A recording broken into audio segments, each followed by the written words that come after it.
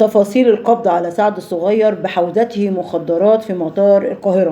قامت سلطات جمارك مطار القاهرة الدولي بالقبض على المطرب الشعبي سعد الصغير وبحوزته 9 عبوات خاصة بالسجائر الإلكترونية بهم مخدر الماريجوانا أثناء إنهاء إجراءات وصوله لمطار القاهرة.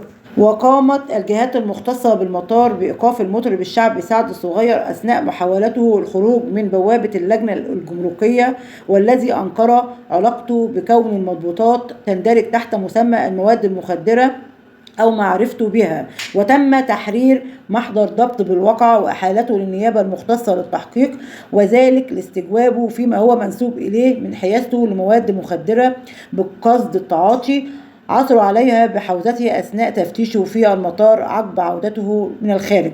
ومن المقرر عقب التحقيق مع سعد الصغير أن تأمر جهات التحقيق بإرسال المواد التي عثروا عليها بحوزته إلى معمل الكيميائي للفحص وبيان هل تحتوي مواد مخدرة من المدركة بجداول المخدرات المعروفة، فيما ستحدد جهات التحقيق مصير احتجازه إما بالتحفظ على سعد الصغير أو إخلاء سبيله لحين ظهور نتيجة التحليل. وكانت مصادر مقربة من الفنان سعد الصغير أكدت القبض على سعد الصغير فور عودته من رحلة فنية بإحدى عواصم الدول العربية، وأفادت المصادر أنه تم ضبطه وبحوزته سجائر إلكترونية ومواد مدركة على جدول المخدرات.